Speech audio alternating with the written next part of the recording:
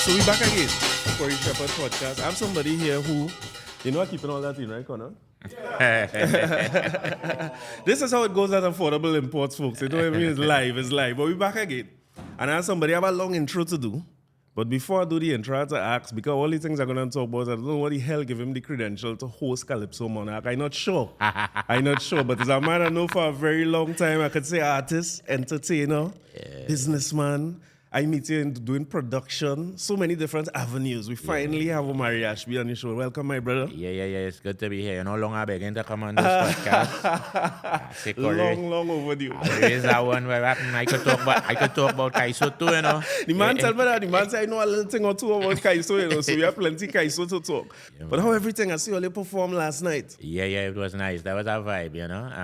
Kiskidee kind of eternal in the sense that it was one of those watershed moments that lead to a kind of new energy and vibe. It kind of make the music younger, the people who doing it younger. Yeah, thing, you know, them thing that's going cycle. Of course. Well, I was a little fellow when Kiskidee come. I can't come out the house yet. Right. But I feel the energy of Kiskidee Caravan at the time. It was something else. It was a real movement. What was the start of it? Was it performing? Was it production? It was really performing, you know. Kiskidee, and strange enough, this is the subject of part of the subject of my PhD, right? Mm-hmm. And it really was like Ozzy sang last night. This was about the boom generation, the children who was born in the oil boom in the 70s. I see. So this is the first time I know boom generation, the term. So boom generation is them children who was born in that 70s era and we have come of age around 1990, 92. All man is 19, 20, starting to feel themselves,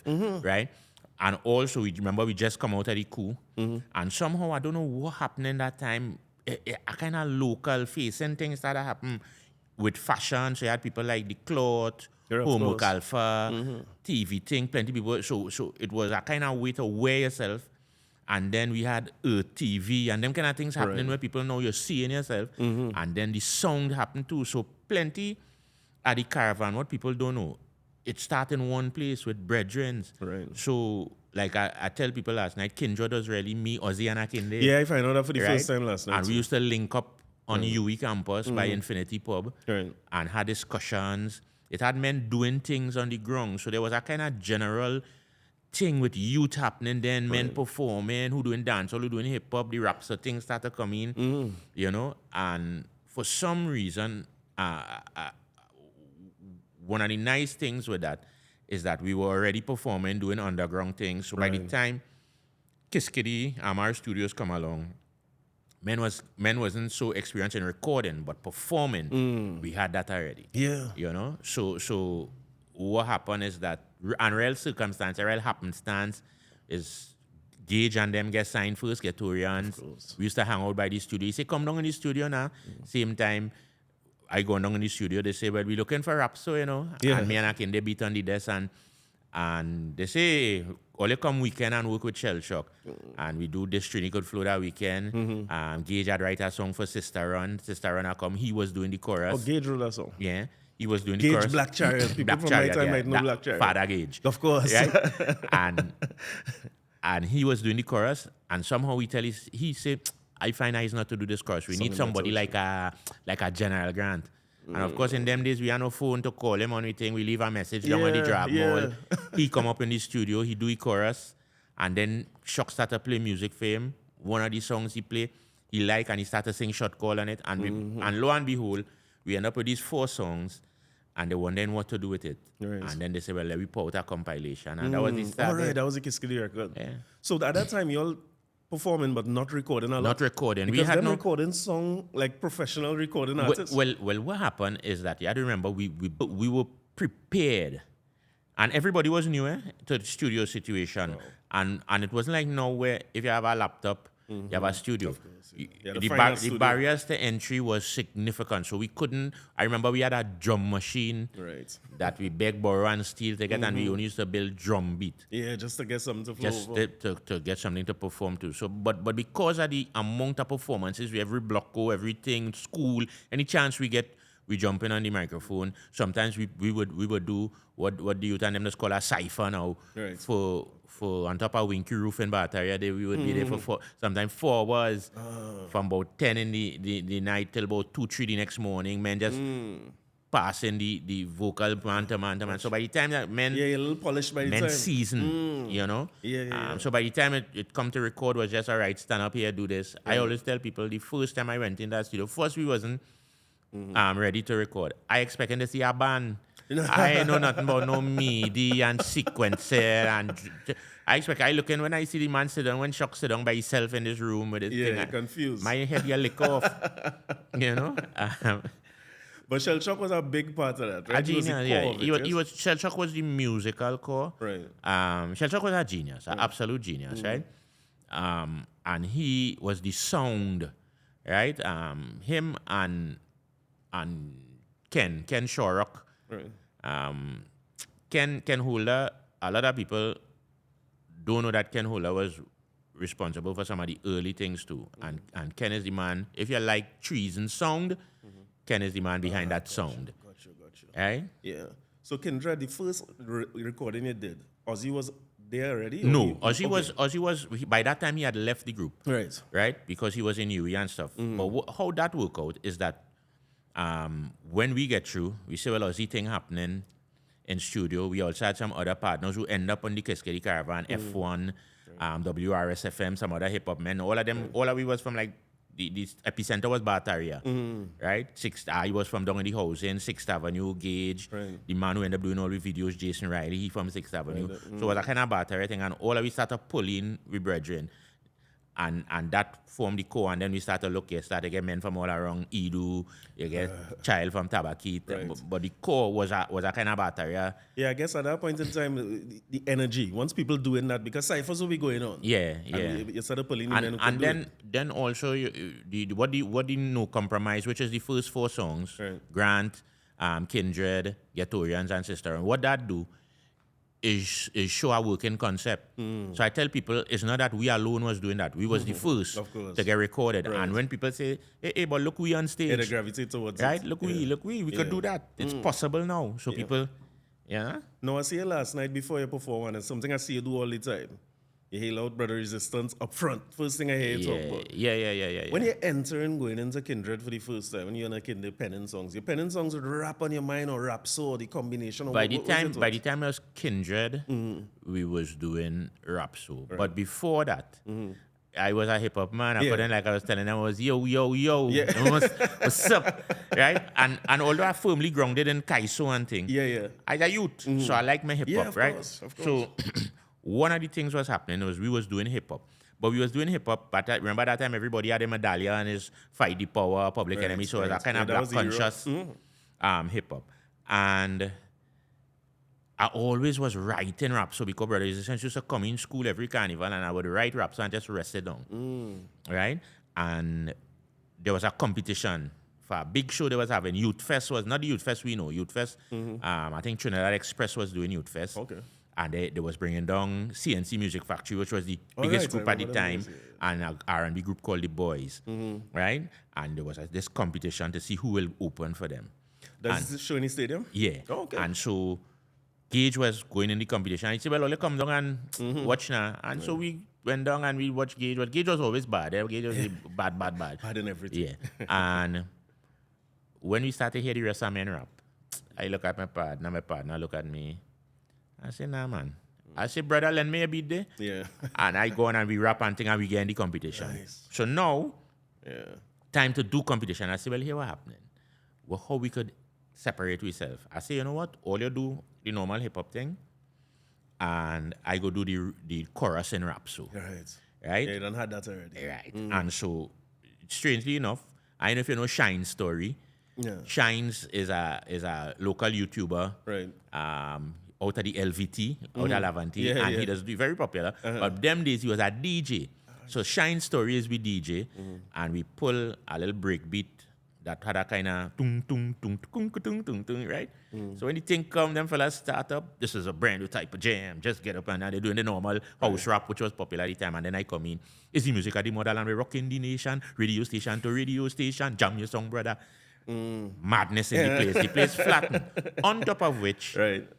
two of the four judges here, Peter Ray Blood and Lutaloma Simba, brother. Oh, Resistance. man, yeah. So And we in. know that, So we think, so of course we win. And we end up opening. Right. Again, what that do for me was proof of concept. Of course. So in that moment, I turned to my partners and them and said, well, what's going on? I got with the hip-hop, From now on, I do any rap. So because it is something that was bubbling in me, but I wasn't sure if it would be accepted. And when I see what I do, I say, this one, this confirmation that what I'm feeling is right. Yeah. Feel like you find yourself. Yeah, and so I tell them, I doing that. And strange enough, when I tell them that, men start to laugh, boy, where you going with that? Boy, that nonsense, nobody taking on that. You better stick to the hip-hop, boom, boom, boom. And is that what inspired this clinical flow? Right. But I say, well, what do you mean? Well, you feel like I mash up a dance just like all you using my voice? Style, yeah. And so that is what make me right now. Me and Akinda went up the road and write this clinical flow as I kind of answer to that sentiment. Didn't you know that this clinical flow, we could damn well flow. We could talk like we self and mash up a dance. Well, listen, I wonder if sometimes you all know the influence they had on the generation. Because if always the boom generation, we the recession generation. Yeah. You can make that a thing too, right? The negative list generation. I find something that catchy. Negative list, But we sit down home. I remember being in Laventry Road in Sawa at the time. When the first time I heard this Trini could flow. We couldn't believe what we hear, It was so strange. And I like you. I rooted in calypso. I love soca. Them time I started to love dancehall and things. But to hear a Trinidadian voice and slangs and just songing, it is almost like while you finding yourself, we find ourselves too. It's like, wait, because I think before then, urban and hip and young was sold as foreign. Yes. Yeah? Yeah. Yeah, So for us, that was part of the jam, to show people and to show yourself at the same time, like I said too, right? Right. That, you could go in a space and mash up just like a dancehall man, just like a hip-hop man, using your own voice. And so that was the key. And listen to me, it was more bravado than anything else. The success of it now was crazy. I was telling somebody, we appeared on Dateline with Alison Hennessy, right? Peace be upon her. And when we done that, we coming up the road. I used to spend a lot of time up by Akinda, and he was more up. I was on the other side, Bataria. He was up more sour side. So I walking up 3rd Avenue with him, and a man come across, hey, let me get your autograph now. And I started bend on the man because I say it's mama guy thing.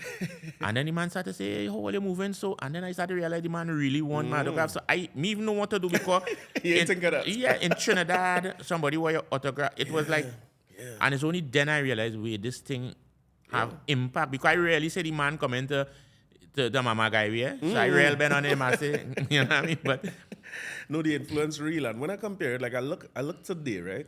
Because I watch the Zest movement or Steam or Zest Steam Trinidad, whichever one you want.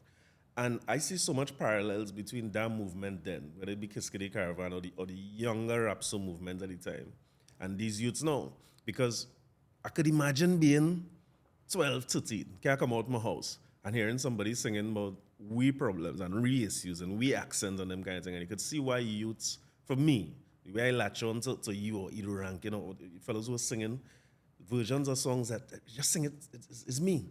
You're seeing youths now following that, and I could draw the parallel. It's something that you see, like a similarity between now and then. That is why I doing the PhD I doing. Right. Because Zest and Trinidad and Steam is we without the benefit of mentorship. It's all the same impulses, all the same inputs. You're not getting a voice. Yeah. Nobody is listening to what you want to say, right? The difference is, because it had so many barriers to entry, by the time we angst and anger get to the public, it gets filtered through people who are experienced, people who say, well, come, I know what you want to say. Come and sit down. Come, Omari. We're saying it. I understand. Right? And so we start to get mentored in how to treat with certain things. Them fellas and them, because they had, because remember you could sit down with your thing home in your bedroom and put out a song without anybody telling you X, Y, Z. So again, the raw energy, but the energy is the same. One of the things I hope in my thesis could help with is to see how what we do could impact what they're doing. And not so much to change what they're saying and how they're saying it, but to give them a perspective that perhaps will make them see things from a different angle, right? And then them will come to that. One of the things I used to do workshops in Rapsodo, and most of the people who come in used to be from dancehall, used to be from hip-hop, and I wouldn't try to change their accent. I would tell them, express what you want to express first. Right. Right? And when they get comfortable doing that, I say, well, when you go home later, work that over in the way that you would tell your partner. On the block. Right? And then by the time them done, them come back doing rap so. Of course. Because now I ain't fight them, right? Because this is what they want to say. And it's the same thing with these youths want a voice. They want a space. Yeah. And as a back, they want it again. They get it and they take it, right? It, and they're holding it too. But the reality is, nobody want that the success mean they could dead. Nobody. Me care how frivolous, how fully done says. Nobody want, I had the opportunity to fly to a place and make 10, 20,000 US dollars, but I go dead. That can't be, that equation ain't making sense for nobody. So therefore, something had to fix. Yeah. Well, I think it's what you're saying is defining of yourself, and that's why I like the idea of a space for youth. Youth go always be rebellious is a normal thing. Yeah. I don't know. I part for the course. And they have to be because things are to change and they're to evolve. We was not talking about AI and them thing before. And I know fighting not to be left behind by it. And it's the same way I feel when I when I look at Lady Lava as an example, right? I seen her doing something in performances that I don't know if people understand how hard that is to do. To go experience fit. Start with a beat. Cut the beat clean out in a fat woman and tight. Yeah. And jam. And rap so for 8, 16 bars. And then catch back the rhythm. Lady Lava is a boss. Yeah, she's a genius. A boss. We have some performers. I hear you talk about young brother. I was saying the same thing. The exact thing you say, I was telling. I said, listen, this brother has so much vibes. He had the energy. He think in the right place. I say, I want him to get a song. I said, the day he get a song, unstoppable. Bacchanal. And so said, so done. Yeah, no, it's because he had. I remember my PhD supervisor, right? We talking. I said, come and see this. And that was the clip he had with Ben. Ben like. Listen, she must spend the next 6 hours going down the rabbit hole. A young brother, she could not believe this thing. And I said, yeah, the energy, the thing, and the craziness they're doing. I said, and it's so engaging. I said, but what happens is that at some point you need more. Yeah. You need to have something people could connect with. Right? And they find it. I always tell people. I always remember when Galen first come on the scene. Right. People used to say, boy, this Galen and this accent and everything. I say, relax. Yeah. Relax. Let Galen be Galen. I say he go come home just now. This accent, and I say he will come home just now. I say, allow him. I say the man had to express what he had to express. The lamp. Lo and behold. Yeah. You understand? I live to see Galen doing personal commentary on Calypso Fiesta online. Online, personal, he writing and he going on every song, every Calypsonian that come on and gain proper analysis. So I just tell people, I say, I have to give people space. I say, we have a way. Right? Sometimes if we move how we want to move, we will never let Malcolm Little become Malcolm X. No. Right? He go stay a criminal in jail. We go game chance to develop into something of value. And sometimes, yes, I just always tell people, I say, do remember when you was young, the kind of madness you do? Yeah. We only fortunate we didn't have people filming every one of we thank God for that. You understand? That would be bad. Yeah, because the stupidness we do. Yeah. Right? So sometimes you have to give youth a chance to express themselves, let them spread their wings, and then you say, hey, watch this, dig this. Yeah. And you give them a lang and you leave them with that, right? And then you come back 2 weeks later, you say, hey, check. Yeah. It's exposure, but as I say, if the mentorship missing, because I see it in hip-hop a lot, right? Where younger hip-hop artists. I remember Kodak Black as an example.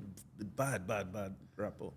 And they're so disconnected. It's just the time they're born. It's not that they're deliberately ignorant or not knowing. They're just born long after. So they don't see Biggie and Tupac the way somebody from the 90s would have seen them. So sometimes the statements they make about them, the older generation turn against the younger generation, and they're seeing that in hip-hop now. But what the more I listen to youths now, you're seeing that they feel, okay, I hear you say, and Rapsodo man no die, they multiply, right? And that, like the zest movement, I keep hearing that song over and over when I watch it. Because there's a multiplication Rapsodo movement, if you ask me. Yeah. But you have a part they say, you tell the radio station don't play with.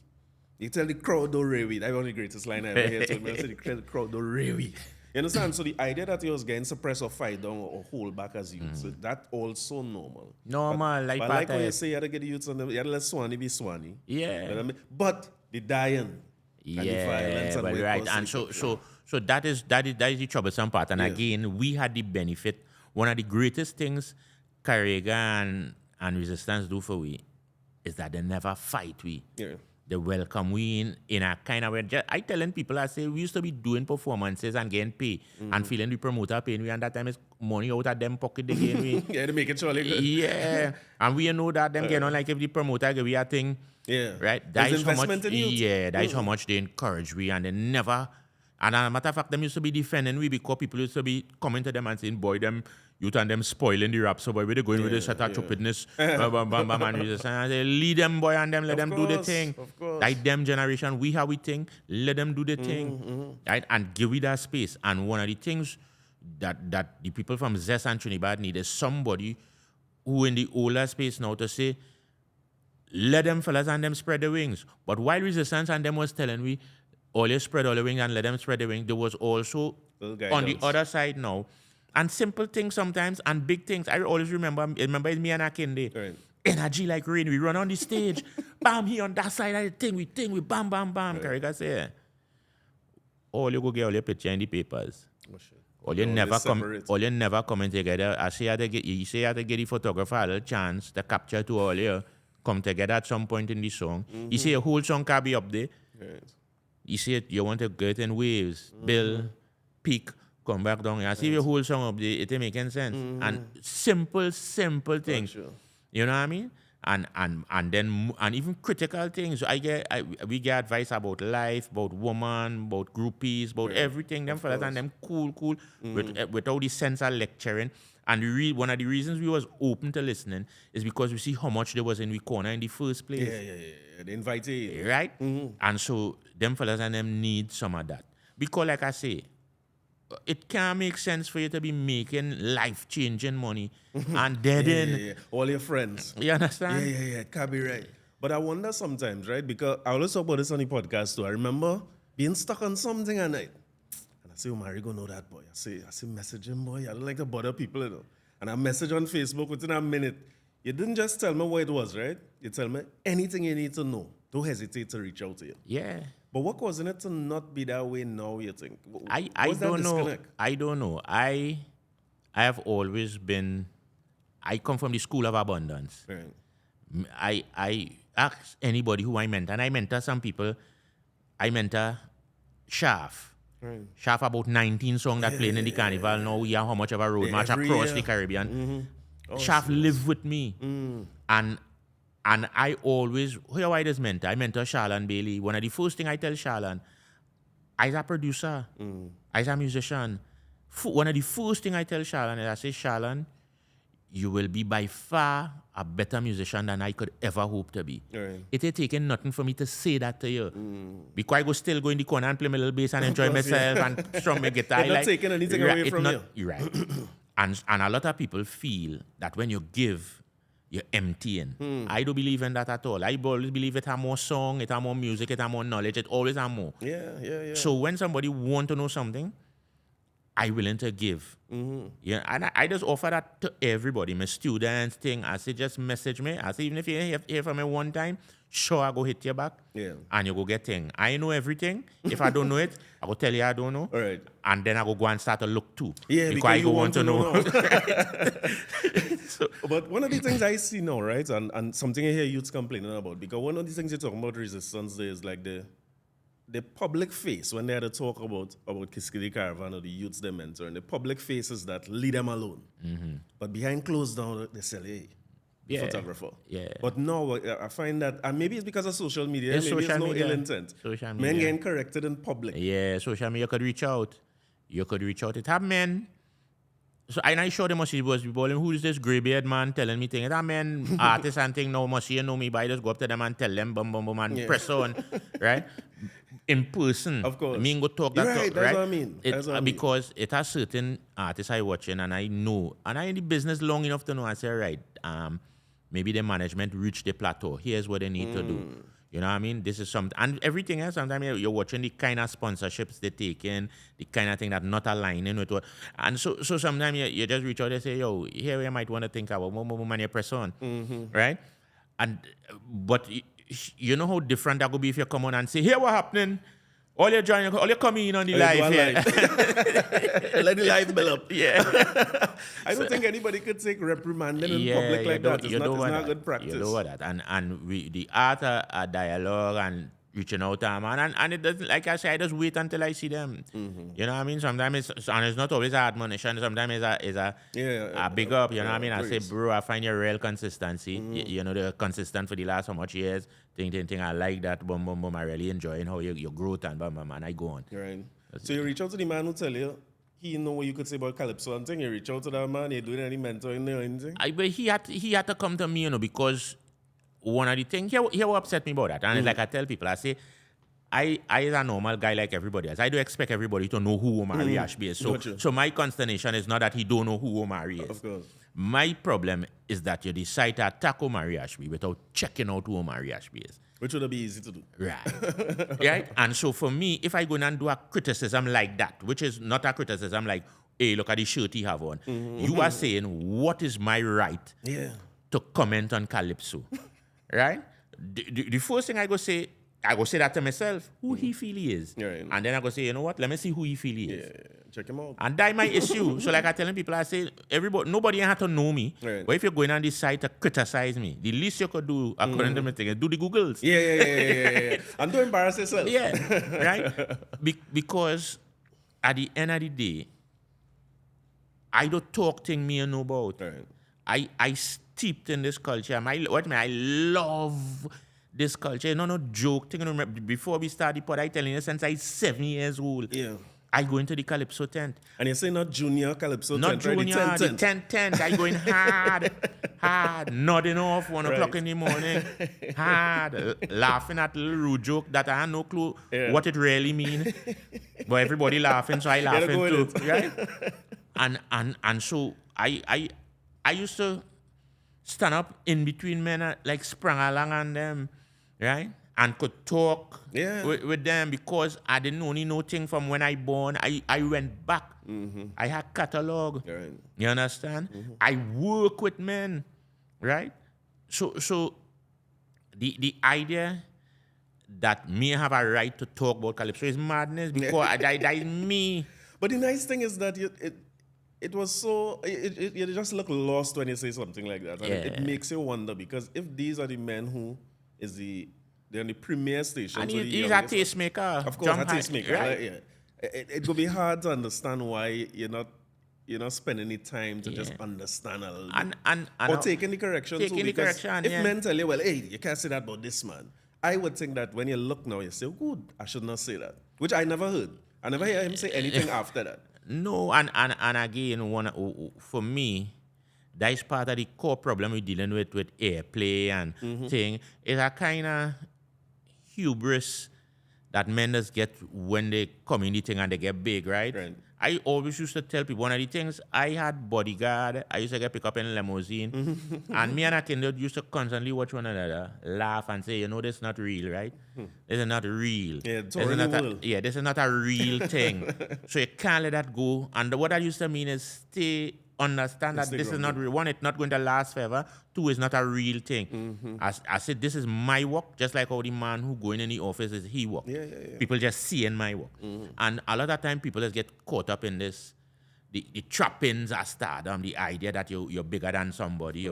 And so as a DJ or somebody on the radio, you feel you have say over a man's career, or you feel you could play this one or not play that one. And like I tell people, I say, the reality is all the tune can play. Right. Everybody song especially now. Right. It's really a song now because everybody's a producer. Right. So everybody, but at the same time, it is wrong to just let 10 play. Right.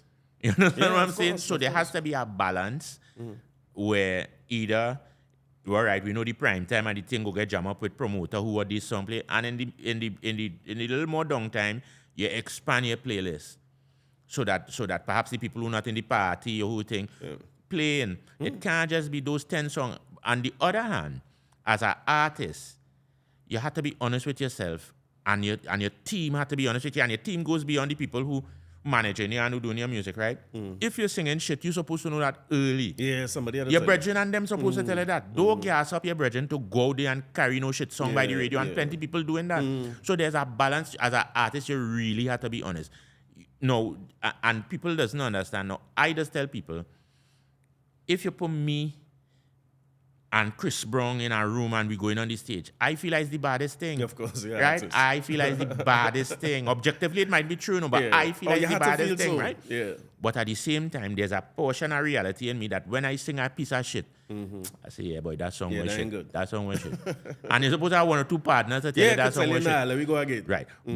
But again, it can't only 10 songs that is not shit. Of course, yeah. Right? So there has to be a balance where these fellas know, right. Okay, we have these maybe sponsor responsibilities. They are this dance train, and these are the 5 artists in the dance. So we're promoting that for this hour. But beyond that, you had to free up the thing. You know what I mean? And excuses like that is what the people want. I just often tell people, when you go into a grocery, right? And there's only one brand of corned beef on the thing. Yeah. That's the corned beef you could take, right? It's true. So you had to kind of free up the thing. And them fellas and them had to see the responsibility as breaking the music too. Right. You can't only play hits. So how the hit go become a hit?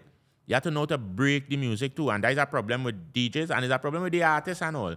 Artists just run from their own song. I never see men pour the song and free to perform it. Well, this is what I want to ask you too. I don't want to stray too far from that point, but what y'all do there on the pavement the last night was such a moving thing that people come out to see that, people sing along with these songs and stuff. And I start wondering, okay, if Akins and them salute to them in raise bar, if they doing that every Wednesday, how much young artists passing through with this song or their catalog to say, let me build it from there? And there's an opportunity for that, right? Yeah. Because we just put aside a portion. Of course, that's what I hear. For men to come. So not much people doing that? Well, men, I will tell you something. We, again, that part of that performing in Blocko as young men and performing anything is learning to work a song that, again, no radio play.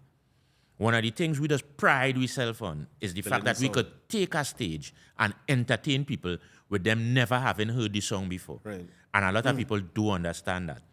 They do understand the concept of coming on a stage and billing and selling your tune, although nobody will hear it, right? That takes a kind of work, right? And we didn't invent that. It had men doing that years before we. I used to always say this about one man in particular. I used to say, if you gave Ronnie McIntosh half a song, he want a whole song. He mash up the place. So when I watch at Ronnie, I would take, all right, what he doing? How he looking? How he does thing? How he think? Bam, bam, bam. How he billing that song? Ronnie was a master that all Ronnie wanted is a piece of song. He had to give him a whole thing, and he gone, right? And it had men before he masters of billing. One of the things with Rapsodo and thing is that we work underground so that it has song that never play on the radio, but when we come on stage, you're billing the song. And artists now do have that in them. I don't know what it is. This is your song. If you will like it enough to perform it, you want me like it? Well, I think just what you say is part of what contributing to that. You know, you see the going live, the publishing your song immediately. As you done per song, you could put it out. It don't give you the opportunity to even try a song before you finish recording and see how people respond. It lacking a little bit. But the DJ, going back to the DJ and the idea of a DJ breaking a song, going back to the days of when a DJ had to buy records. Then you have to choose what you like because your budget is unlimited. Not like now. Now your budget for tune unlimited. You can just play anything. And also your space not unlimited. Well, it's true. Right? You have a physical, you have one crate or two. So if you don't have that, when men had to actually go, I remember being a young fella going in Crosby's on the main road in St. James, and I just used to go there to see DJs and things. Men like Ian the Goose, I just go and watch it, and he pick up thing and he listen and he say no, not that. And I did it before rhythm and thing. So you ought to be able to hear, basically, because our DJs are brand, you want to go out there and mash up fets, you want to be good on your radio. So you ought to listen to enough so that I pleasing people as they play. But it forces you to know if you want to be different from the next DJ. Yeah, you can't come and play You the must same break some tune. song. Yeah, you have to break Yeah, tune. And and them fellas and them ain't doing that. No, And no. again, it's a level of laziness, right? And sometimes they maybe just don't know how, right? And one of the hardest things to admit sometimes is that you don't know, I do have that skill. Yeah. And so therefore you want to go and learn it. And I always tell people, I say, you know what's the beautiful thing about these spaces? You could do that. You could. There are examples all the time. I always tell people, I say, you know, who I just look at comedians. I like comedians because a comedian will go and work his set, the material, work right? the material until he perfect it, and then so you working it in smaller thing, and then time you get it big, perfection. Right. Yeah, he beats. Yeah, I think it's the same thing. It's the same thing. Work your song. Yeah. Well, boy, it lacking on both sides. So you Yeah. could see why. And then the other thing too is like when you go as a fete goer, the best carnival for me for years is the fetes. And when you go fetes now and you have the big band fetes, it's very few. Yeah, They're dying happening much again. yeah. So you're depending on DJs. And boy, I can tell you, it has some when you see the 60 song in a fete, it rough it. It rough it. I remember going to Soca Brainwash Private Ryan on a Carnival Saturday. And me and my wife said, nah boy, we can't. That year they sing Ruction and they do me a favor. Not to say there's not good songs. But over and over and over and over. And I'll tell you something. One of the things we had to understand is when you bring people to a space and you're doing them that, right? So you're going bam, you hear that day, bam, you hear that. By the time it's one of the reasons why we music by after carnival sometimes you ain't want to hear what was playing. Is a thing that is date with music too. And one of the things Trini performers, and this is when I say performers, I include DJs and artists freed. Hear about the freed, right? Hear about the freed. The freed to not see frenzy. Yes. Yeah. And not Addicted to everything. forward. Yeah, not everything deserves frenzy. Yeah, got you. Right? Sometimes in your performance, people will stand up and look at you. Nothing wrong with that if that is what the song is demanding from them. And we're afraid that we must have our hand in the air whole time. We must sing for them whole time because it means that in their mind you're not engaged. Yeah. And so they are afraid of what they may see as lulls. Right? And this boy suffering from it a little bit, young brother, Okay. Young You get brother. so accustomed to it. No, but young brother has a sweet song. Right? yeah. He's not allowing it to be sweet. There are parts of it that he could hype, but he's not allowing it to be sweet. Yeah. In the moments. Even how we when- run on and everything. Yes. So you could think, but everything can be up here. So when you say that thing and how you sing that, because when I hear him sing, I say, oh God, that's sweet. So you give the people some sweet and let them think sometimes a man will hold on the woman and right? And them thing make you remember song for Yeah. a while. Hold on to the woman and then now you do this. But we have a thing where we want up here all the time. And a crowd can't take that. And that is what has caused people to want to play the songs that mashing up, do the thing that mashing up, because they're afraid that our people doing so. Yes, instead of so, right? Yeah, and on the road it worse. Yeah.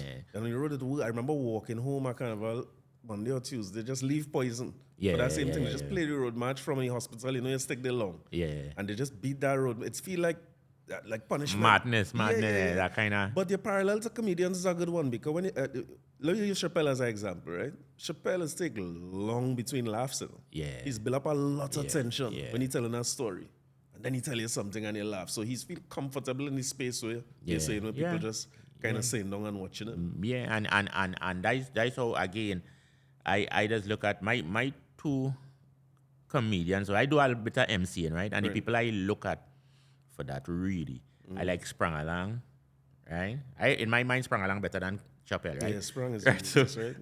And they're similar in the sense that sometimes Sprung will tell a joke, but most sometimes times serious like a judge. most times he will tell you a story Yeah.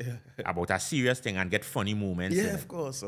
And for me, that is the real genius. Yeah. And so, like, bringing it back to artists and performing, you have to be able to play to your strengths. And there's a thing, when I was performing all the time, that I started to understand, right?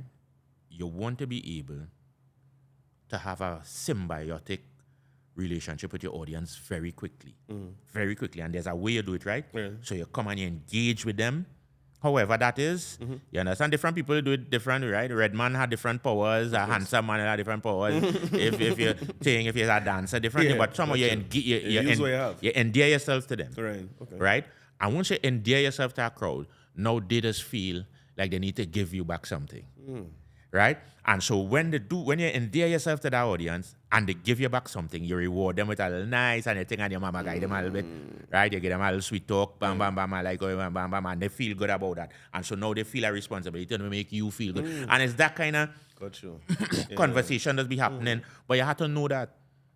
And there's a way you could do it. So is I reward the audience reward me. I reward the audience reward me. And that is how it just go. The next thing plenty artists I see and they don't understand is leave your audience wanting more. I always tell people, I say, oh, good, he gone already, boy. Is a million times better than, oh God, when he go come off. For sure. Right? Yeah. So leave people saying, boy, I could have do it at 10 more minutes and thing, boy. Right. Rather than, oh God, boy, he thing and he drag it out and he thing. So you have to have that sense. But you feel we missing things like the tent because the fete now is such a run-on, run-off kind of thing for most artists. If you know what that band is now one of the top 10. Well, the tent had to be retooled and they're trying, but they're going too extreme. The tent is a simple thing to fix. You know? Right. The tent is a simple thing to fix. One, you have to change with the times. Most tent too long right now. Yeah. Most performances, everything too long. Too long right now, right? For my age. Specifically for the tent, because the tent is old. So you say your age, it have most of the people going tent older than you. Yeah. Right? So them want to be done by anything by about 12. 12 is pushing it, right? So if you could wrap a tent by 11:30, quarter to 12, that is your sweet spot.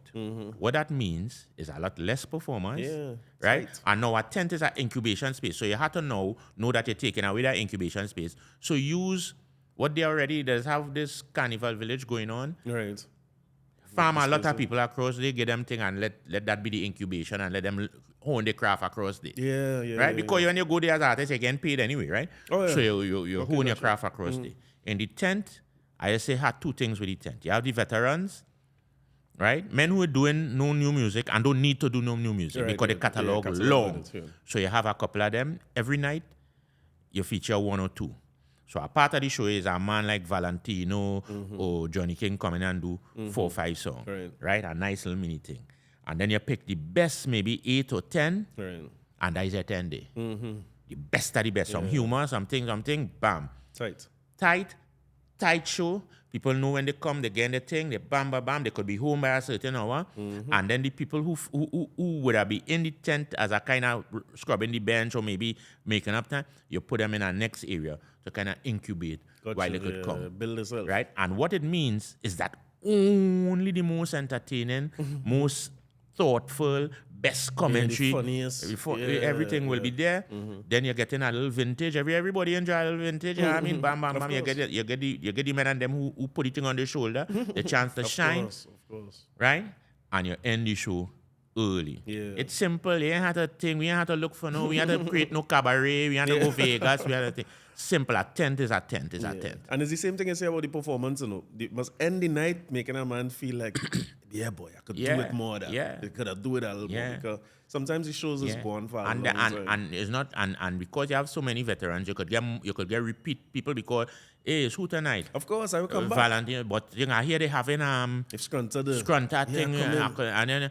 Right? And you're going back. Because you know you're getting... When last you hear Crapo Revolution from Scrunta, right? Yeah, that would be nice too to help if the artists could curate the songs. Yes. If you could help them curate it. Yeah, so that thing that because you know, right, you're always hearing this, you're always hearing that. Boy, that would be nice. You start to hear a thing, he pull out the will or something. You know what I mean? Of course. Them is the kind of things you need. Your audience. Yeah, them is the kind of things you need to revamp the tent. And when people hear revamp the tent, they're like, all right, make it younger, make it this, make it that, do this thing, make it that this way. Yeah. No, I like the idea you're talking about because I think one of the things that people do here is they feel like quantity is what is the thing. Just put plenty of artists to the whole night. But I talk to you as we're talking calypso credentials, right? About that. You talk about building that rapport with your audience. You give them something, they give you something back. Skinner back. Listen. One of the hardest audiences. For everybody, yeah? I would imagine. Even as an MC, it is. I tell people. I see you doing 2 work last year. I see you MC and you went to do commentary halfway. Yeah, it is an amazing thing. I'm very comfortable on stage. Right. MCing at tent is nice because, again, it's easy to build a rapport with a couple hundred people. Right. A couple thousand people requires a bit more because you can't be intimate with them. Right. And also, you have to be large because the man down in the back. Yeah, of course. Right? Is a challenge. And that is just for the MC, much less for the artists who come into face people who want a reason to show your toilet paper. Yeah, of course. They want a reason. We bring toilet paper, so we want to use it. Yeah. Right? Yeah. So, but at the same time as well, is a kind of testing ground. You come through Skinner Park, you understand? You could do anything. Just today I was reading our Facebook memory where Gypsy was performing a tune. And they started to get Gypsy paper. Not too long ago, maybe 2-3 years ago, right? Started to get Gypsy toilet paper. Toilet paper like rain. So I say, the comment I made was, Venezuela must be jealous with that amount of toilet paper wasting. But as the performance went along, they started to see Gypsy win over people. He win over people. By the time the 3rd verse, all toilet paper gone and people waving and clapping and eating. And so, again, that is a testimony of an artist who understands how to build a song. The people come prepared to dislike him because of some political thing, of course, right? He's been through that. Right. Yeah. But he knew what he have to say, and he come and he deliver his song through that. And the people was forced now to the, yeah, boy, this is a good song, begrudgingly. Yeah, boy, you're good, boy. Yeah, he good. All right. Yeah. Right? And so them is the kind of things that I see down there. You know what I mean? Skinner Park is an amazing experience and a space for artists. Right. You know what I mean? For the audience too, because, you know what I mean, is one of the last, and that festival kind of atmosphere. And last year, to me, was one of the best Skinner Parks we have had in years in terms of how they pick and stuff. Because generally, I've found that the calypso judges have been giving us a kind of type of music over the years that kind of, to me, was stifling the kind of breadth of kaiso it have. You know, we was getting a very narrow monarch, of course, calypso in inverted commas, right? And last year, I found that they kind of moved away from that, and we in get terms of more. who they select for the final. Yeah, and you get kind of, well, not so much the final, but who reached Skinner Park? Who's reached Skinner Park was wide. Yeah, you know, and varied and different. Yeah, I find the final went back to that typecast a little bit. Yeah. And it is because people don't understand what a monarch, a so-called monarch calypso is.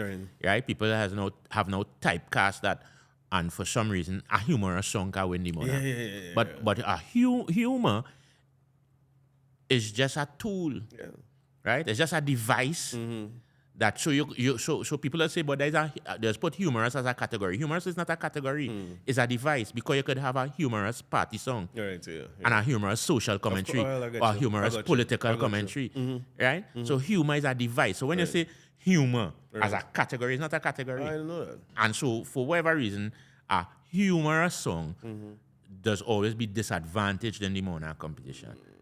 Why? Because they don't know what categories to put it in? Because somehow in their mind, they find that this is a humor.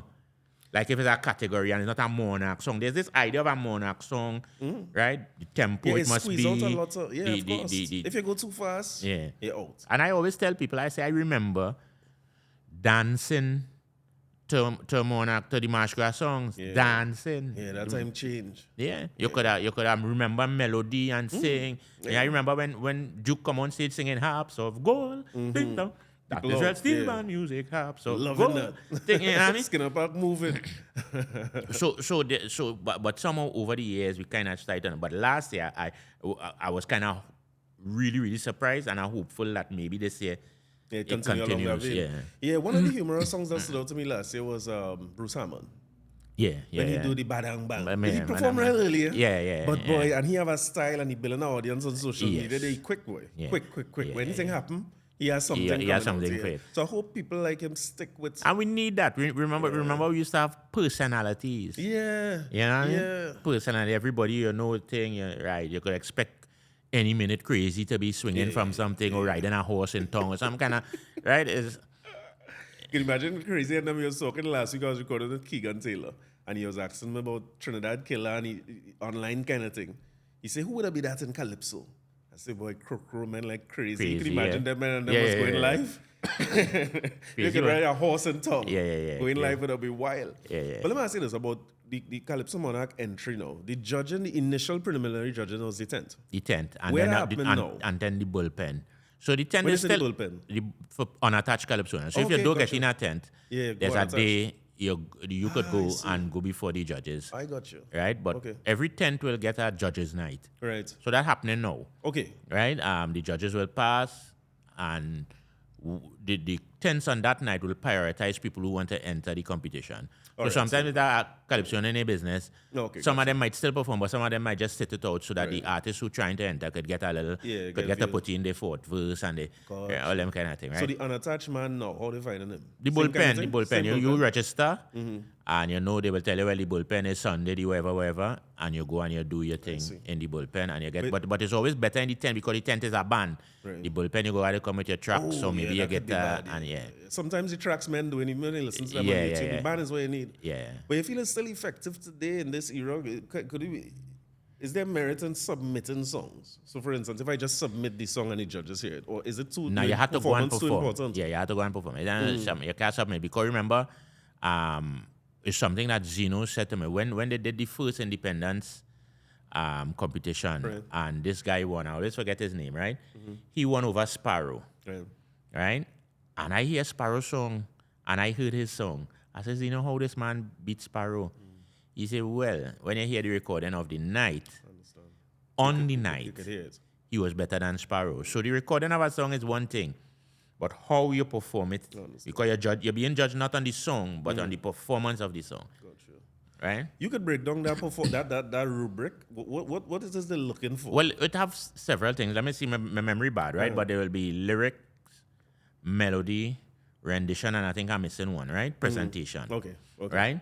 The presentation to me has become a distraction, right? But people don't make joke with that. Sometimes it's a whole Best Village production, of course. right? Some people keep it simple. Gypsy's a man, no bother with no other thing. How much you getting for presentation? I don't know because Last and year? then there are some people who are extreme and some people who, right? So the presentation, you come here do that. Then the lyrics, you can't do much about lyrics unless you're adding a verse or something, right?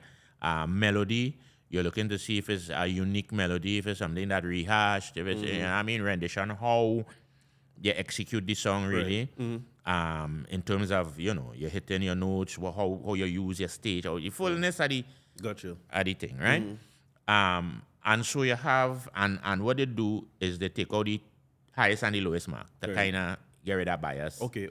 Right? So if you like You're getting somebody, a genuine average. Then. yeah, if you like somebody, you could put how high you want that going. Right? If you dislike someone, you put all of that going. Right? But I think it is in the training of the judges where we're lacking, right? I think we have to start to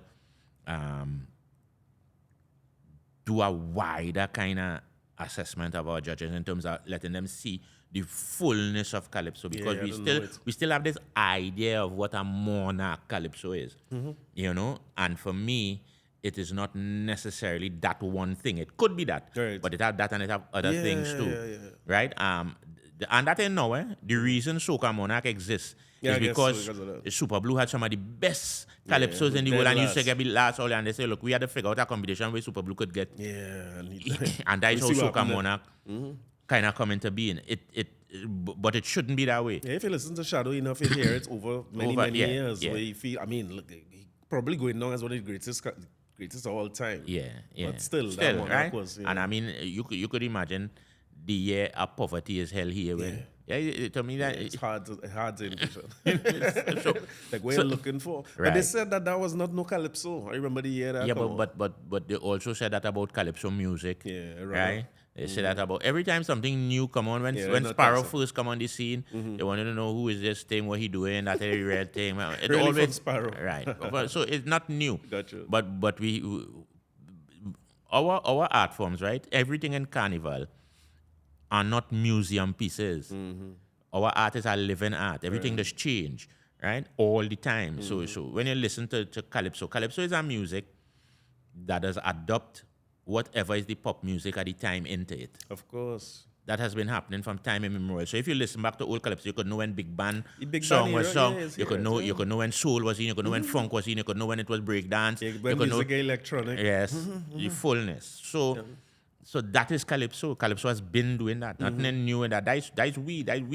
We just absorb thing, and when it come back out, we make it totally unique. Yeah. That is we give. Yeah. Right.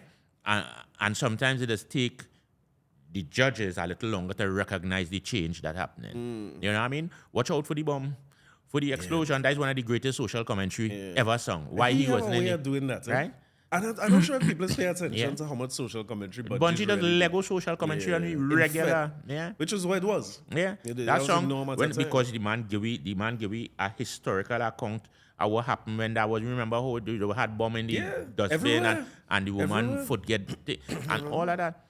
The man give you that. Yeah. What you want again? Yeah. Right? But the judges and them, that is not a monarch. Yeah, so we might even listen to what he's saying in that case. And so those things are things we need to remedy for people to see the breadth of the thing, the idea of the large separation between soca and calypso. To me, that is, yes, there's a difference. Of course, there's a difference. But is it enough of a difference to treat it like how we treat it? Yeah. You know what I mean? Groovy versus power. Groovy versus I don't know is the point of that is nonsense because when you look at the earliest forms of soca, it was groovy. Right? I suppose. All of them. Look at the tempo of it then. All of them was groovy. Right? And so we have the other thing too that we lacking now is songs that speak about things other than carnival. Right. Teja doing that. Teja does do that. Freetown Collective. Freetown. You know, but we need more of that. I just tell people, Shadow, sing a song about an alien invasion in the carnival. Right? They wanted to make a soup with my brain. They wanted to barbecue me for dinner. They wanted dinner. They want me to tumble down. Oh, they want me to tumble. You see, an alien ship on a hunting trip. Right? So I ran. Oh, yes, I ran. They want me to tumble down in the drain. They wanted to make a soup with my brain. They wanted to barbecue me for dinner. They want to have... In the heart of the carnival, the most absurd thing, but that is the niceness about calypso. You could sing about love, you could sing about what, and put it in the thing. And it doesn't mean that everything had to be about the carnival and the festival and the bacchanal. Yeah, I find there's a lot of that. It doesn't have to. It's like it's the same thing used to happen after a while with pan songs. People start to assume pan songs are songs that mention pan. Yeah. Oh, mention pan. Right? So you're hearing sweet melody in all kind of music. But you're waiting for something that referencing a tenor or a double seconds or something. That is not what a pan song is. That is a song about pan. Right? And so a lot of times we just get caught up in those kind of things and fail to see the wider expanse of what's happening. You know? Yeah, it's something I look at over the years. Like you're right, Shadow, whatever the topic was, and not just Shadow, but great storytellers. Yeah. That was a lot of them, when you go back to Super Blue and Blue Boy catalog. Yeah. When you listen to songs like Asylum, right? The Unknown Band. I mean, Rebecca. Yeah. All them things. When you listen to all the width and breadth of the man catalog, Duke, thing. I mean, Merchant. When it is stories about various things, right? And the other way of pulling you into the compositions too. Yeah. So even Shadow, a song has always come to mind where I was always be fascinated with how a writer is decide to open a song. Yeah. And when you listen to Shadow ain't tell you nothing, but he just say, she says she husband gone away. Like to open with something. It's like, how you come up with that as an opening? Pull it, it's so Shadow his gift, apart from it, how he looks at things, is economy of words. He and Super Blue sick with that, I guess. right? Shadow says, right, economy of words, and he will create a whole idea like that, right? The man say, she tell me, she lost his shoe. So take off your shoe too. Yeah. That immediately a bond make there, right? Yeah. Our next one is a little boy Yeah, man. named Corduroy. That is the 3 most words, you know. absurd. A little boy named Corduroy, right? But immediately you're locked in, right? Check out how Super Blue chose to tell the story of the coup, right? And get something on wave, right? In 2 words, right? Or 2 names, Right. he told the entire story. He say, Prime Minister Abu Bakr. It is amazing, but you got the entire. So then he there was a way he treated with Robinson's how he got voted out after. Right. That song used to blow my mind. People they take it on, but I say, but this man, it is the most. It's like the man say, neighbor, oi, scandal, neighbor, oi, scandal, y'all heaven or hell, aye, broken promises, more rags than riches, the people rebel, aye, guess who end up in Tobago, sucking Julie Mango. For you to be in Tobago as the last president sucking Julie Mango, it means you have absolutely nothing to do. And so he created this situation, neighbor, oi, scandal, neighbor, oi. Broken promises, more rags than riches. The people rebel and send him to Tobago to suck Julie Mango. Someone like he's saying, well, no. You understand?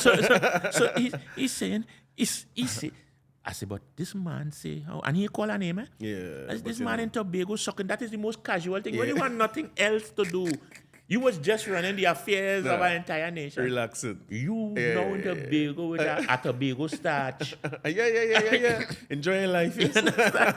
And so there's a way that those guys, the guys who understand less is more. Now sometimes you just need people who could think like Rudder, right? Rudder is almost the opposite of that way. He creates magic with the amount of words. Yeah. Right? But then that economy and language is so beautiful. You see, to know kitchen writing too. Yeah. Some melodies is nice, intricate melodies and things. Then he have an economy of words. Yeah. And Kitch, like I tell people just complain about artists, right? You singing the same thing. I say Kitchener used to sing the same thing all the time. I say what Kitchener used to catch people with. And when I say same thing, same melody, same thing, Kitchener that style. Yeah, style. Right? I say, but what used to make it beautiful is Kitchener is a musician, so when he Lego music on here, right? But you could sing certain Kitchener tune one into the next, right? Yeah. Cockroach in the petticoat, do ask me to work for carnival, cockroach, right?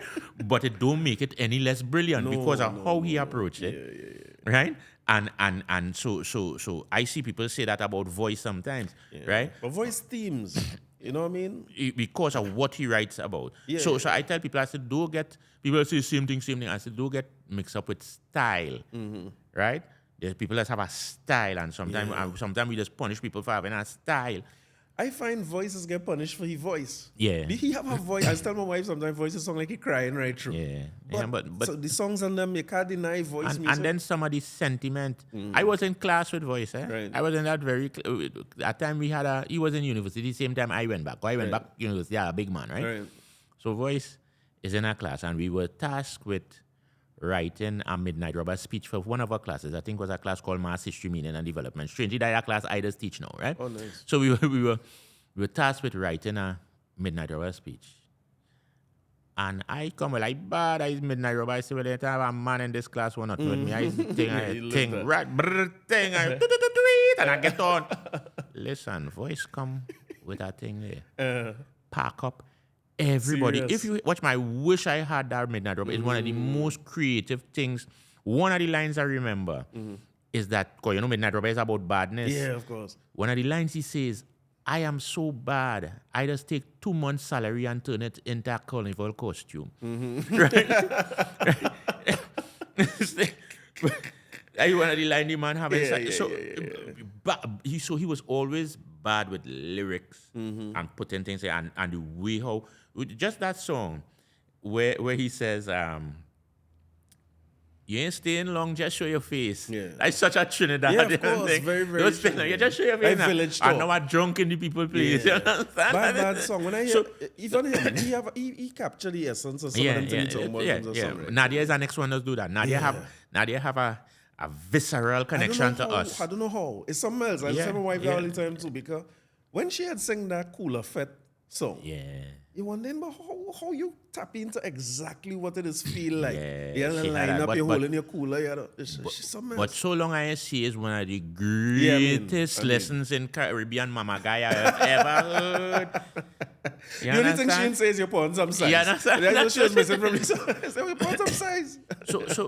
So like money running good is as a kind of tapping into that some artists have. And she is one of them. For me, she's one of our greatest modern day writers, right? Yeah. Now, not easy when coming to that kind of visceral part of yourself. Yeah. And that to me, them is the thing. I just live for them thing. I like the beauty in them thing. I like the language. I like, you know what I mean? So if you know youths, like Voice on them, like Nadia and them, the people who current, well, Bungie doing it already, but you think there's a space for them to do the same thing in terms of putting the social commentary into the soca and have people fit into song again, or we stuck in a Roman calypso? And sometimes they just do it. Sometimes they just do it. To me, So Long I See is a social commentary. To me, that is right, because based on what she is singing about, and Voice does do it all the time. Voice says he is the man sing a song about obeying your parents. How you just do that? What song is this song? I say, Papa, I know I work hard for sure. Right? I suppose. I know one thing is in the country to country. Yeah. The man sing a song about his mother, tell him, well, son, just you know you have to work hard for it. And he say, Mama, you singing a song that I just listen to my mother. I just listen to my father. That is the most uncool thing you could tell a youth. Of course. And you're youth in a grip with it when you sing. But the way how he brings it across. So, and that is a social commentary. That is to me, that a nation building song, because you are advising these youth and them. You could have this if you follow your parents' advice. All right, that's you. Without being... Yeah, well, that's as nation building as it gets, right? Without being corny. Yeah. So we it's different from what Kurt Allen sing last year. Right. So we have the things there, but we don't recognize it as such because we have this idea of what it's supposed to be. And again, nothing wrong with that. That is one version of it. That doesn't stay alive. Right? That is one version of it. But don't throw out the baby. People will suffer. Like even when I look at Karina Ashe or Mr. Shaq, they have a different style. Yeah. Very, very different in terms of how they compose and things. And sometimes I wonder if it's working against them. Definitely. Shaq suffers from that sometimes. But he's an artist and he knows that. He understands. When he's doing a song that different, sometimes you say, Omari is different. Yeah, you get any band trouble. Yeah, it's different. And he's a musician that like chords and it's sweet. And so we want to undo that so that them fellas go be comfortable. So he does know sometimes he in for a hard time with them musicians. Sometimes people are looking for him. He understands that as an artist. Yeah. But because he is a slave to what must be done and what needs to be done, he will go ahead and do it. Yeah. I guess if it coming through, you had to do it. Yeah. You had to do it. Going back to that night or whether it's Skinner Park or the final, before I come back to focus on you, the artist who putting themselves out there from the stage or the tent or the bullpen, get to semifinals and then get to the final. Back in the day, was it a common thing where the Skinner Park person go in there to hear songs for the first time? Or was it more like when I come Skinner Park to take in the show, I know most of the songs? Because I get the sense now that most of the people who go Skinner Park hearing most of them songs for the first time. Yeah, they didn't used to hear all before, but they would have heard a significant amount. So you coming in with your favorites or your... yeah. So you'd have heard a significant amount. What you might not have heard, because remember in those days it was 2 songs. So you may not have been familiar with the second song from the artist. Right? Gotcha. But a lot of the songs would have been playing on the radio. Sometimes some of them was just 10 songs. But the tent was more full too. 5-6 days a week. And the tent was ram. In them days, the tent was ram. Yeah, all over the country, it had a roving tent. Roving tent clash. Sometimes, So it was more vibrant and people would have been more tuned in because that was what the radio was playing. Gotcha. Right? And remember, we had a lot less radio stations. So when you're getting radio airplay, everybody listening. Right? So I feel like today it makes it more difficult for either a complicated song or a song that might be unfamiliar in terms of the melody or even the topic. But all around, which is why in Pan they went back to you could use any song from any year. Yeah. Because a lot of times was bands coming in with songs that nobody knew. So it was hard to judge if they did anything real with the song. Yeah. I suppose. Right? I suppose. But there's a resurgence, I think, because of that decision. So when you're going to Panyard now, the amount of youths you see playing pan now. Well, for me, I tell people, of all our forms, steel pan is where that is where the rescue mission will launch from. Yeah. Steel pan is critical and important because the young people gravitate into it. Yeah. And once you get into that, and I've often told people that we are waiting for somebody to come, some business. Maybe this is your area. I firmly believe that there's an entrepreneurial / management method in steel pan. Right. I think you could use the steel pan to develop a system of maybe change management, all those things, because the steel pan has certain things. And some white man go come down and write a book and sell we back it, right? Because when you look at it, we are taking the most claimed to be indisciplined, rowdy sector of the population, the youth. But when the man say, yeah, I see it up to last night. Silence. Immediately. Right? Immediate. And then also, you're breaking out into your various departments, your sections, with a drill master, do anything, then coming back together and ensuring that it was. And what is significant about it? In a very short space of time. So it is a rapid development, a rapid learning. That's what the business world calls for. And so you could take that as a model, extrapolate from it, call it the steel pan method, however, and men go be coming from all over the world to see your seminars, right? But we go wait until somebody do that, right? But it is. Boy, listen, we got to do it, you know. Because what you say is dead right. Like when you see youths in a panyard, and maybe it could solve a lot of problems that we talk about here too. Yeah, of course. Because that disconnect we talking about in mentorship. Yeah, the panyard not lacking that. It is lacking that, and the discipline of it. Yeah. I saw recently, I was looking back at some interviews, and it was with Pelham Goddard and Clive Bradley, talking about their approach to arranging. Yeah, and Bradley said, "Why don't I write music?" You know, he said, "But me like Pelham, you know."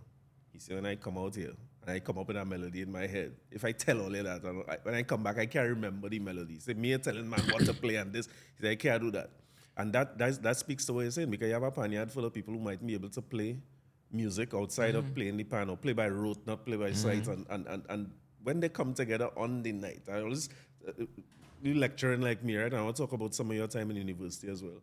But when I talk about Maslow's hierarchy of needs, I reach self-actualization. Pan man is the example of self-actualization for me. Because at that point, it don't matter. Your physiological needs, none of them no matter. Nothing. When you're on that stage and you play, or even as a fan, when you're on that drag, or you hear your side play. It is steel pan is where it's at, right? And from again, that is where we will launch the rescue mission from. Right. Steel pan is it. You know, one, because of the sheer numbers, right? Music good, but music is one-on-one. I think how much 100 and some people, 80 something people, youths, right? So you have sheer numbers, right? It is a captive environment. You could also now use that steel pan, and then again, from this point of view, nothing new I talking. This brother talk about it, right? This brilliant UE economist who passed. I feel like Yeah. There's a institute on Tunapuna Road. What name after him? Yeah, right. But he often expressed the importance of steel pan and the steel pan yard as a way of being, a way of living, a way for intervention. And of course, many steel pans have been doing it. There are plenty of them. You see how they operate, how they think, the things that they do, right? So it to me, that is where it's at, because they have all the ingredients there. Got you. All the ingredients. I would love to see that. And it answers plenty of questions to me, because I always watch any panyards now how young it gets. Yeah. And that's an inspiring thing. Yeah, to me, I listen, I don't want to give me hope. Other than that, I would be sulking somewhere. Retired. Yeah. But as we touch on the academics, I want to talk about that, because I remember the days of Kindred as a child. And I remember now getting into the corporate world. Now our business site up, we used to do marketing and them kind of thing. We had a sponsorship thing to execute for a company for digital rights and I stuff. remember that, yeah. I bounced back up Omari doing audio visual work and things. So from a business standpoint, you already established in the artist world. You're doing your business as an entrepreneur and working and things. What you decide to go back to school for? What Well, caused that? Well, first of all, a lot of people don't know. I was into television production before I was into music. Oh yeah. My first after I worked for TSTT for a while, and my first job after that was AVM television. Okay, I used to that's back in do the audio day. and master control and things by AVM, right? Right. And then I got into to Kiskidee and right, and I have never from the moment I left school I've never stopped learning, Right. and in a formal way. And that's just a challenge I gave myself. When I left school, I went and I do a ham radio course. After that, I do Wow. CIM marketing. Nice. Right? I would be on tour. Sometimes I had to beg my classmates to take the notes for me. I here this week and things and it. Right, but you're always in it.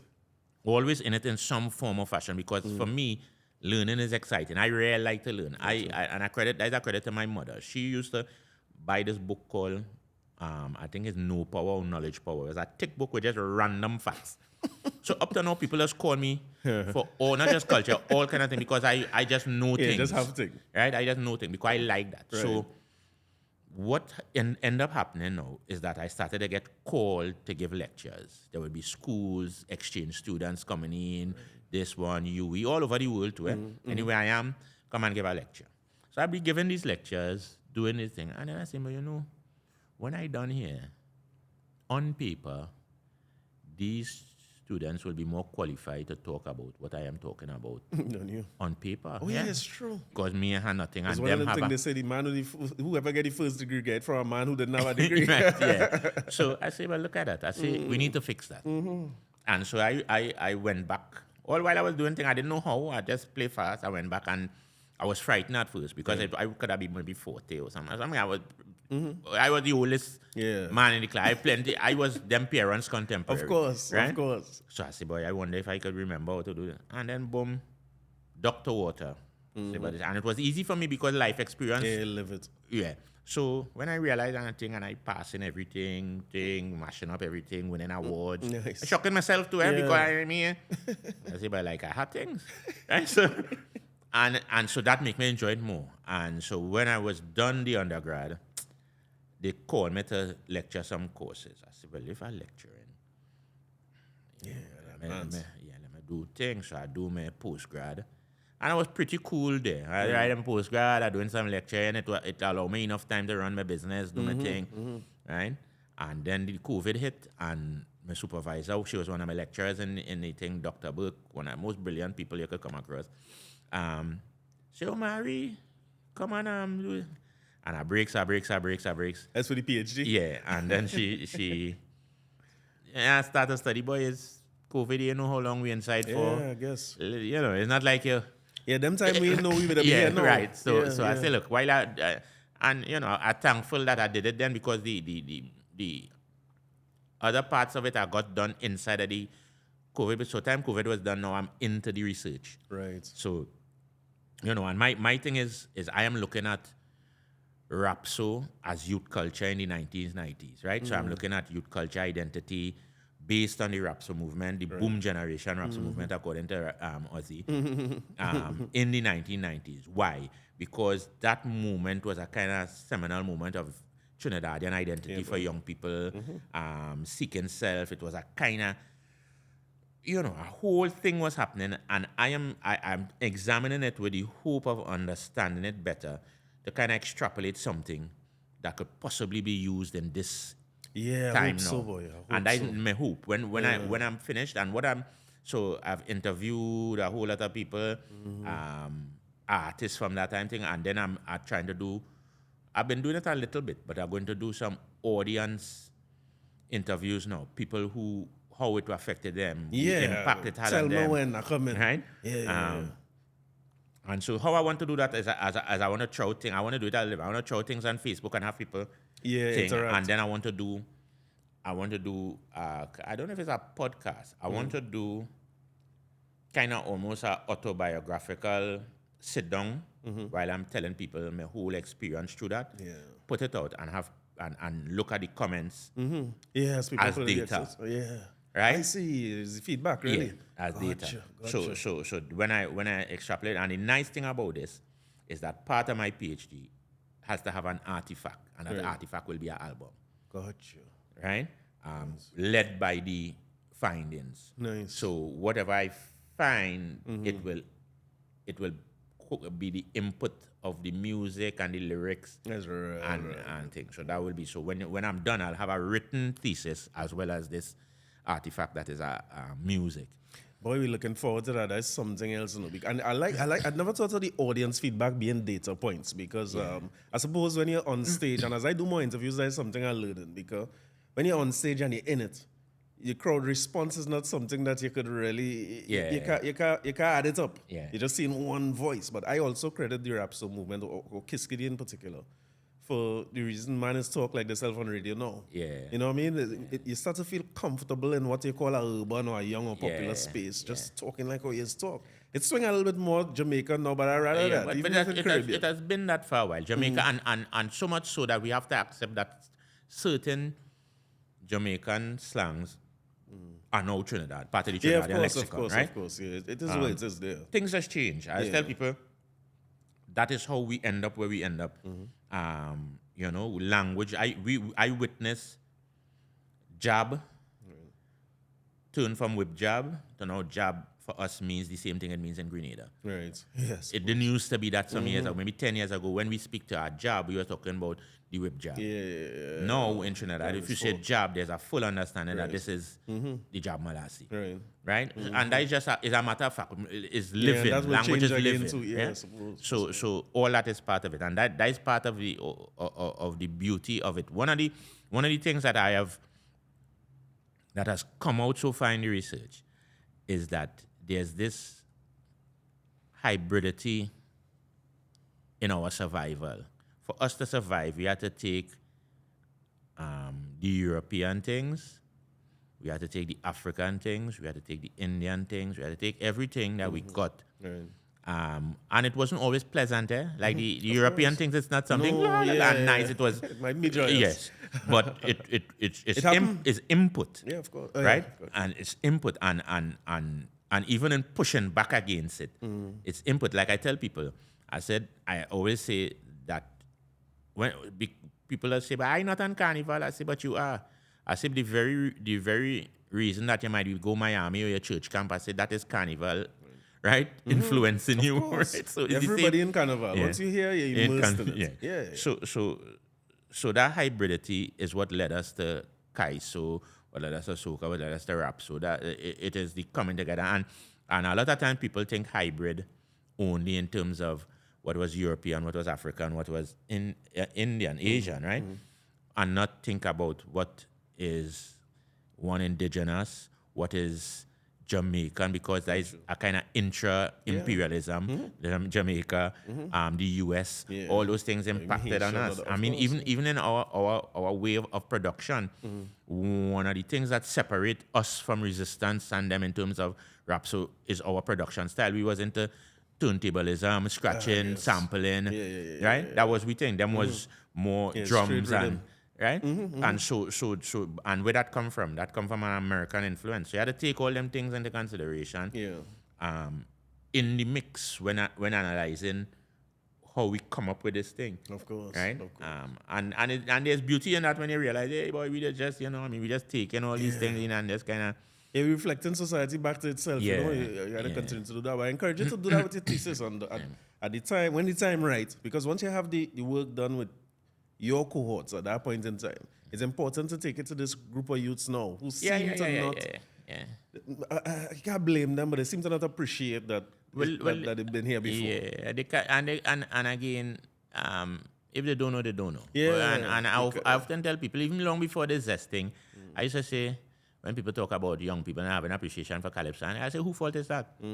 They don't run no radio station. They don't control the means of distribution and none of them things. So if they're not hearing it, how they gonna know? Well, boy, I encourage to hear how much young people, 20-something years, is telling me to call out and reach and say, boy, I didn't know. A simple thing that I take for granted is that when I hear voice say, tell them pass the rum, I immediately know it's Brooklyn woman. It just connects.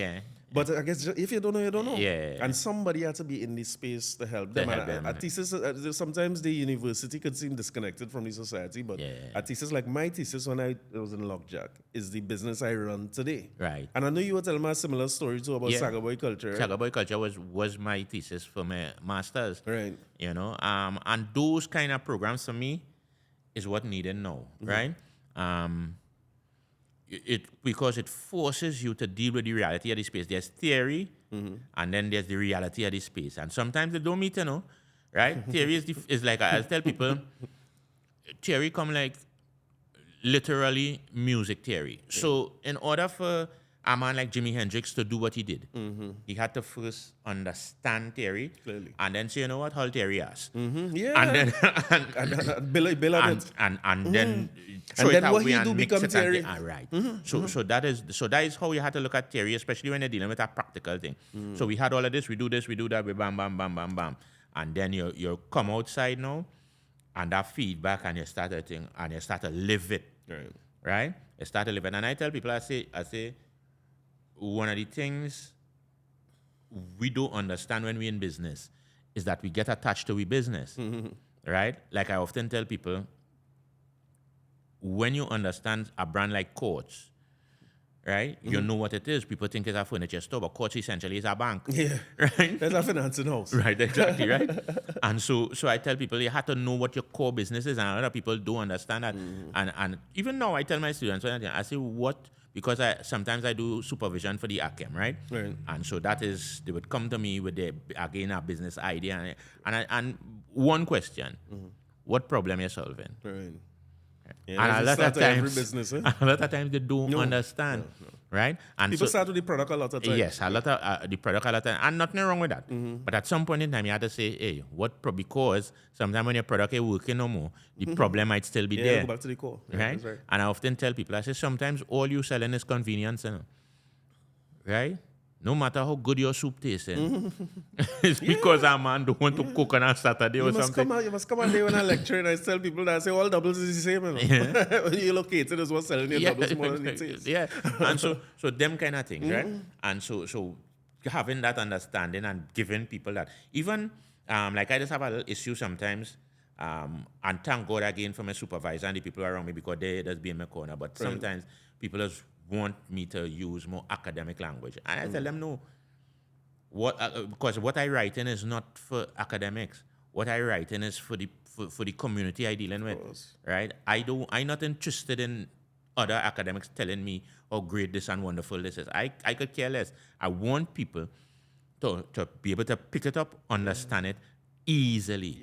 It's not a jargon and the thing. You know what I mean? The same thing as saying, efficiency of words and calypso. You have to write like if you're writing for a man who can't read, that's the audience you're trying to reach. And so there's a little tension I get all the time. You know, I not anybody who ever hear me talking something. I used to get problems from that. People used to say, but you're so intelligent, why do you speak like that? Yeah, that's crazy. It's like crazy. It's like, but what you mean then? What does you mean? You know? And so and I tell people, I say, I just revel in how I look, how I appear to people, because people all the time, and this is me from morning, I you know, what you see is what you get, and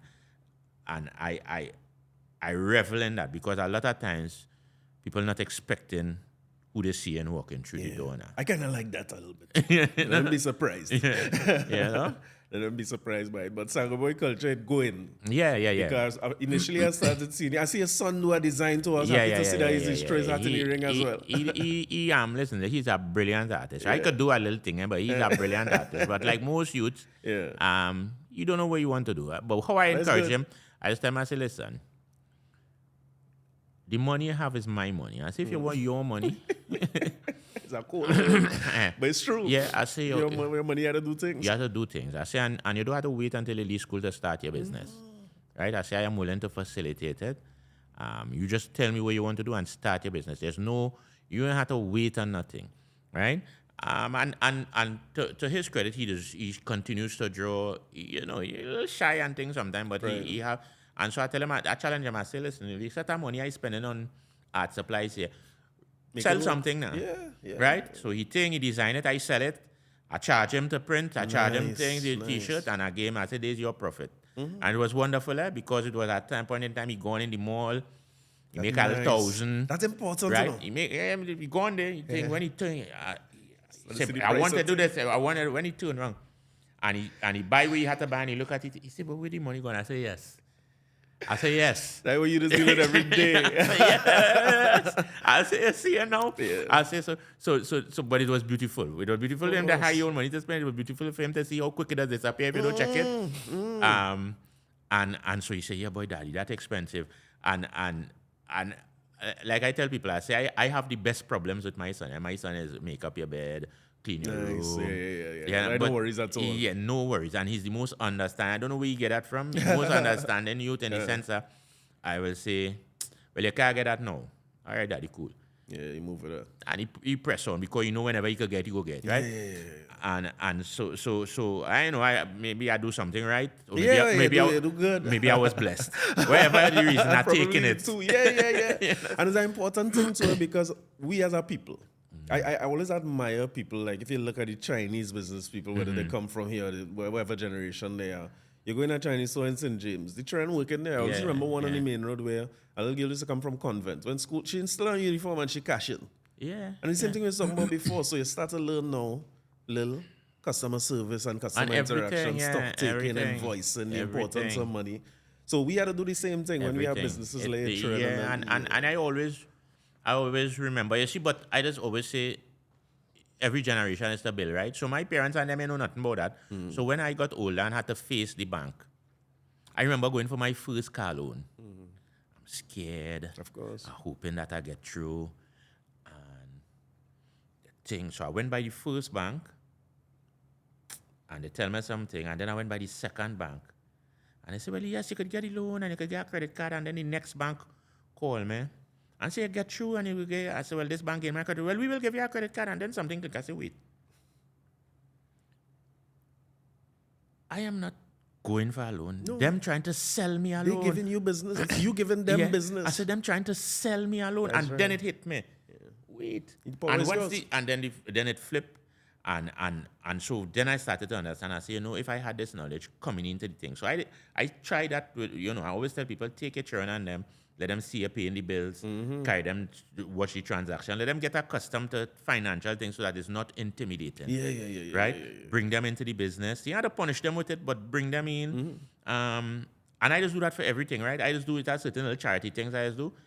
He had to be there. I say, hey, we're going to do so. We just do a bag drive every August, right? Nice. I say, not everybody could have bag and thing like you, right? Let we go, we buy we things. I say, Thursday we pack in. And me and he, wifey, pack thing, bam. So he kind of got a sense of life now. Yeah. And it's a way we do give them life. No. We do give them life. And everything, even woman and thing, I tell them, all right, because people have this way, you do an exam now.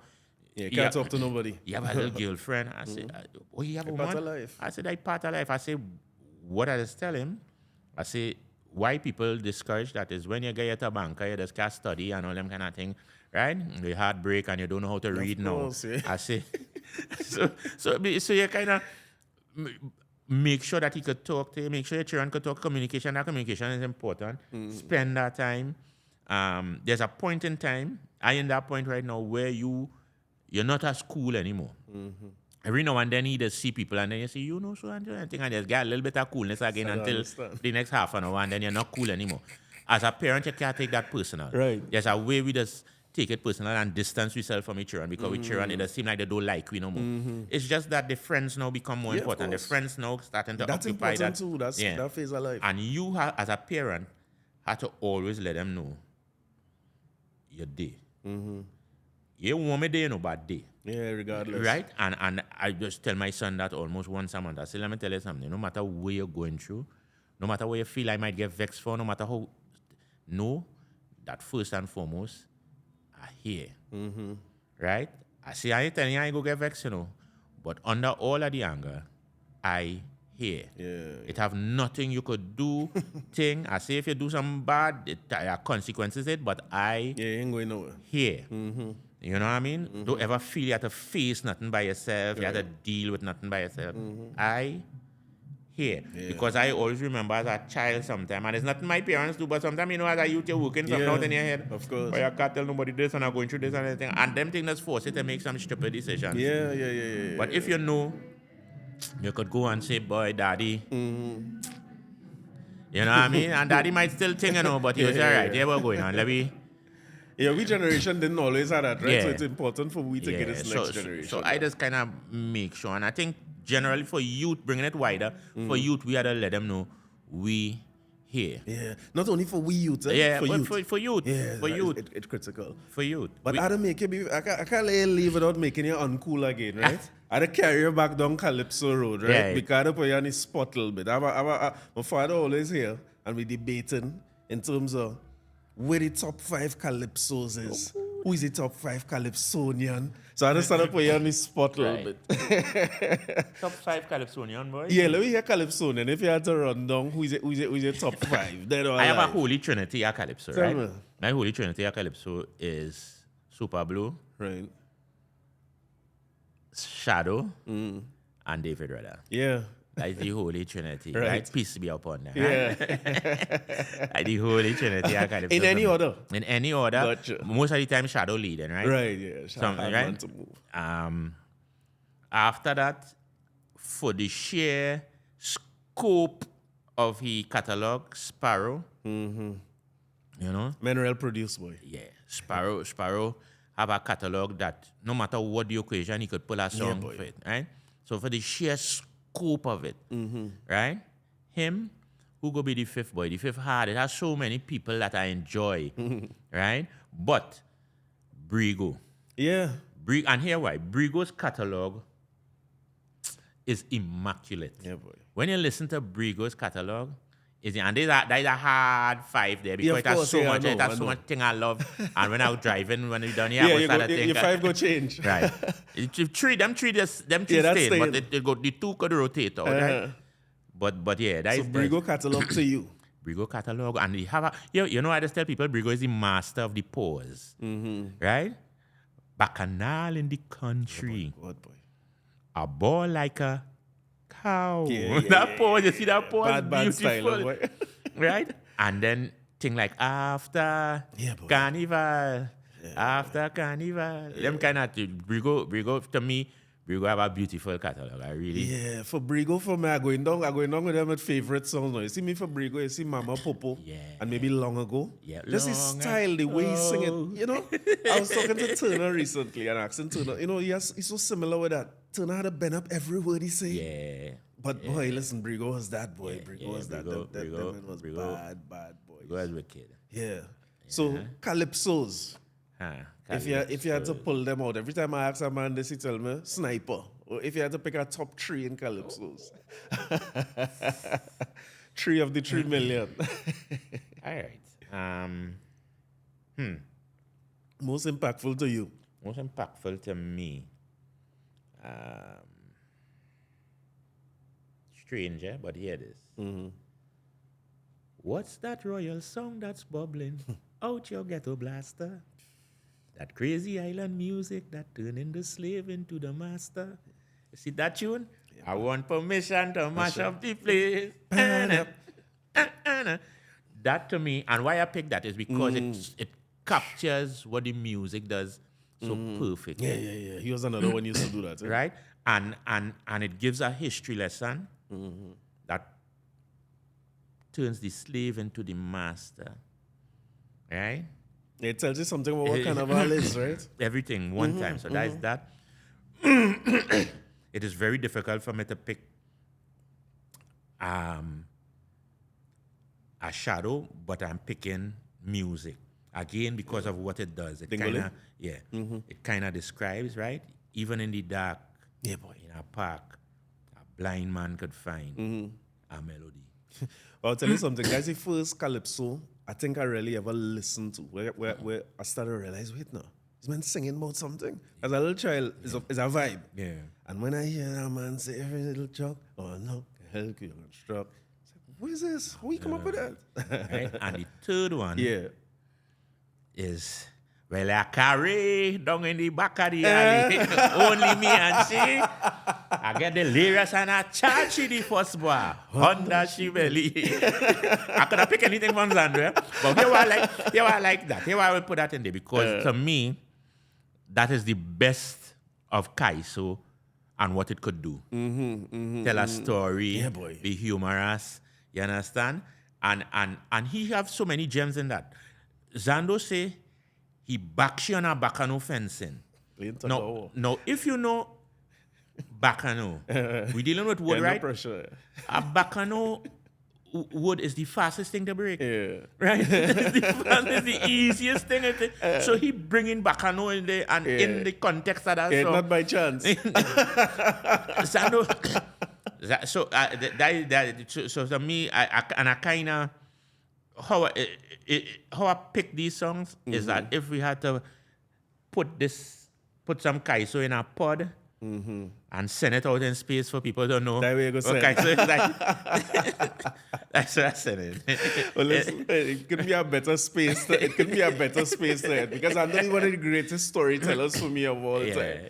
And I want to let the audience know too that. Well, first, thanks for coming on. I appreciate it. This was pleasure. Boy, I enjoy this. I enjoy this, and I want to let people know too that I didn't send you in advance to prepare for calypsonian or calypso.